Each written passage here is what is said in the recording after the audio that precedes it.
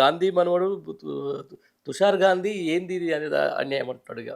దేశంలో ఉన్న మేధా పాట్కర్ లాంటి వాళ్ళు కూడా ఇలా లేఖలు రాస్తా ఉన్నారు. అరే ఏంది ఏం జరుగుతుంది ఇదంతా ఎందుకు ఈ కూల్చివేత తెలంగాణలో ఈ విధ్వంసం అని చెప్పేసి. ఇంత జరుగుతున్న మరి తెలంగాణలో ఉన్న మేధావులు ఏం చేస్తున్నారు అంటే నేను 2 ముచ్చట్లు చెప్పండి నాకు. మేధా పాట్కర్ గారు వచ్చి విలయ తాండవాన్ని ఒక జాతీయ విపత్తులాగా ఆమె అవును. దాన్ని గమనించి ఉమ్, ఇక్కడికి వచ్చి విగ్రహాలు పెంచడం ద్వారానో పెట్టడం ద్వారానో అవును. ఇది రావడం కూల్చడం లేదు అవును. జరగడం లేదనేటువంటి పరిస్థితి చెప్పినటువంటి పరిస్థితి. మేధావులు అంటే ఎవరండి?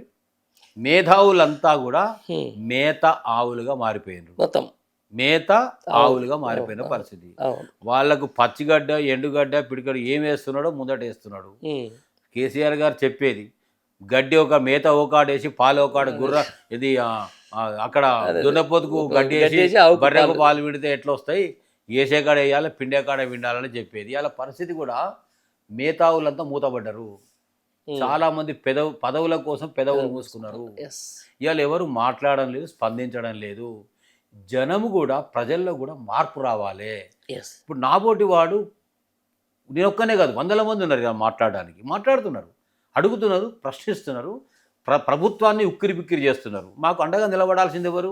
సమాజం కదా, ప్రజలు కదా, 100%. మీకోసం కదా పోరాటం చేసేది, మీకోసం కదా అడిగేది. అవును. ఇలా ఉద్యోగులైనా, ఉపాధ్యాయులైనా, పెన్షనర్స్ అయినా, బుద్ధిజీవులు ఎవరైనా కూడా, సామాన్య ప్రజలు ఎవరైనా కూడా, సబ్బళ్ళ వర్గాలు ఎవరైనా కూడా ప్రశ్నించే వాళ్ళకు విరుతంగా నిలబడండి.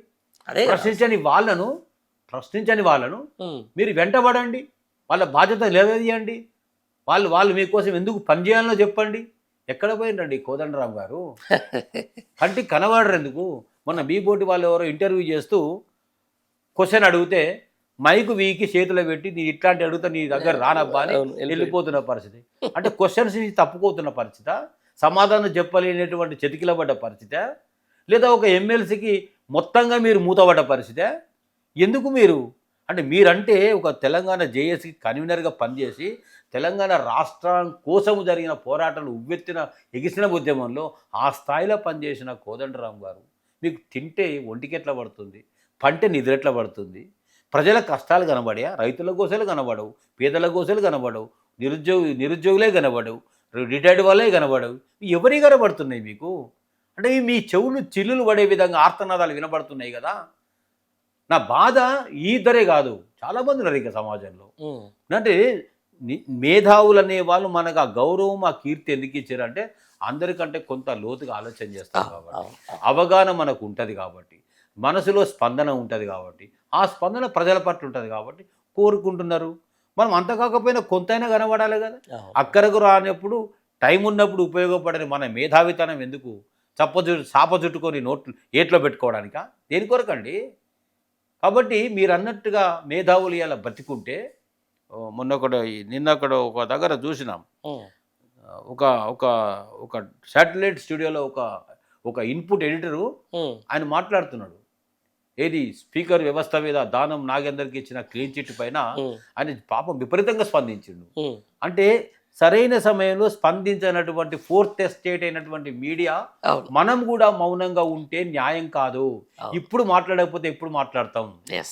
కళ్ళ ముందు కనబడేది, చెవులకు వినబడేది, సాక్ష్యంగా ఉన్నది, బీఫామ్ తీసుకున్నది, బీఆర్ఎస్లో పోటీ చేసింది, తానుగా అఫీషియల్ ఎమ్మెల్యే సైట్ లో అయింది. ఉంది సార్, అది సిఇఓ అఫీషియల్ సైట్ మన ఎలక్షన్ కమిషన్ సైట్ లో ఉంది. ఏ పార్టీకి రిప్రజెంట్ చేసిన పక్కన దానం నాగేందర్ కాంగ్రెస్ పార్టీ నుంచి రిప్రజెంట్ చేసినట్టు స్టిల్ ఇప్పటికీ స్టిల్ ఈ రోజు అంటే ఇప్పటికి కూడా నేనేమంటున్నా అంటే స్పీకర్ను అచేతనుడిగా, అసమర్థునిగా, చాతగాని వాడిగా అవును. బ్లేమ్ చేస్తూ, ఒక నిమిత్ర మాత్రుని చేస్తూ, మీకు కావలసిన పనులు, కావలసిన నిర్ణయాలు చెప్పించుకుంటూ స్పీకర్ వ్యవస్థకే మచ్చదేసి కలంకం పూస్తున్నారు కదా.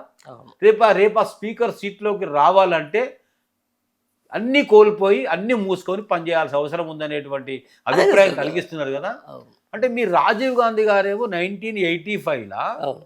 చట్టం తీసుకొస్తారు, యాంటీ డిఫెక్షన్ లా తీసుకొస్తారు. ఉమ్, వాజ్పేయి గారు 2003లో దాన్ని సంస్కరించి 2/3 మెజారిటీతో పార్టీ విలీనం చేస్తే మినహాయింపు ఉంటుంది, అవును. ఇండివిజువల్గా చేస్తే శిక్షించబడతారు అనేది వాజ్పేయి ఒక్క సీటు కోసం రాజీనామా చేసిండు కదా. అవును. అంత గొప్ప చరిత్రను కూడా ఈ దేశంలో చూసినాం కదా. మరి ఎటుపోయినాయి ఆ విలువలన్నీ? లేవిగా ఏమన్నంటే బీఆర్ఎస్ చేయలేదా? బీఆర్ఎస్ చేసింది ఒక విధానం ఉంది. 2/3 మెజారిటీగా పార్టీని మొత్తాన్ని విలీనం చేసుకొని అందులో నుంచి బయటకు వచ్చారు. అంటే ఇంత పెద్ద విఘాతం కలిగినప్పుడు స్పీకర్ వ్యవస్థను భ్రష్టు పట్టిపోయేటప్పుడు స్పందించకపోతే కోర్టు స్పీకర్ నిర్ణయానికి మొత్తం వదిలేయదు. అంటే నష్టం కలిగినటువంటి ఆ పొలిటికల్ పార్టీ, ఆ వ్యక్తులు ఎవరైనా కూడా కోర్టులో అప్పీల్ చేయొచ్చు, హైకోర్టులో చేయొచ్చు, సుప్రీంకోర్టులో చేయొచ్చు. ఈ స్పీకర్ నిర్ణయాన్ని సమీక్ష చేసేటువంటి అధికారం న్యాయస్థానాలకు ఉంటుంది. ఇంకా మనకు ఉన్నటువంటి గొప్ప నమ్మకం, న్యాయం ఇంకా బతికుంది కాబట్టే సరి అయినటువంటి తీర్పు వస్తుందేమో, వీళ్ళకి సరి అయినటువంటి శిక్ష పడుతుందేమో.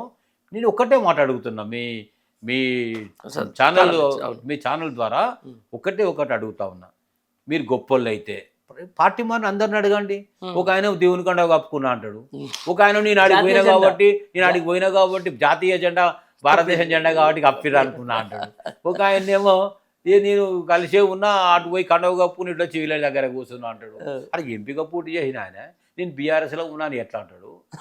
ఎంపీగా ఎమ్మెల్యేగా కొనసాగుతూ బిడ్డకు ఎంపీ టికెట్ ఇప్పించుకొని ఆమె ప్రచారంలో పాల్గొనని ఎట్లుంటాడు. ఏం విచిత్రాలండి ఇవి. అంటే ఏం చూడగలుగుతాం అంటే ఓటు ఎవరికి వేసినా ఒకటి అనుకోవాలన్నా ఇక. అంటే ఇప్పుడు మీరు 5,000 కాదు ఇట్టాడోళ్ళ దగ్గర ఒక్కొక్క ఓటర్ ₹1,00,000 తీసుకొని వసూలు చేసి కొడుక నువ్వు రేపు ఉంటావో అమ్ముడు పోతావు, ఏ పార్టీలో చేరుతావు మాకు తెలియదు కదా అనేటువంటి ఇట్లా పీల్చి పిప్పి చేసి పిండి చేయాలి.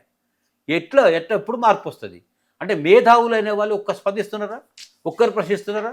ఎటుపోయింది మన సమాజం అంతా. మనం కూడా ఇప్పుడు ఇందాక మీరు అంటే పెద్ద మాట అది, మేధావి మౌనము చాలా ప్రమాదం. సముద్రము ఉప్పెన వచ్చే ముందు చాలా ప్రశాంతంగా ఉంటుంది, బడబాలనం కింద రగులుతూ ఉంటుంది, అట్టడుగు స్థాయిలో రగులుతూ ఉంటుంది. అది ఒక్కటేసారి విస్ఫోటనమై బయటికి వచ్చే ఒక ఉప్పెనలాగా, ఉపద్రవంలాగా బయటకు వస్తుంది. అగ్ని పర్వతంగా చూడటానికి ప్రశాంతంగా ఉంటుంది, బద్దలైతే లావా లోపల ప్రవాహం లోపల బయటకు వస్తుంది. ఆ రకమైన సిచ్యువేషన్ తెలంగాణ రాష్ట్రంలో రాబోతుంది. అవినీతి పరుల, అక్రమార్కుల అధికారాన్ని చెరపట్టి ప్రజాస్వామ్యాన్ని ప్రజాస్వాహామ్యంగా మారుస్తూ వికటాట్టాసన చేసేటువంటి వీళ్ళ భరతం పట్టడం రోజులు చాలా దగ్గరలో ఉన్నాయి.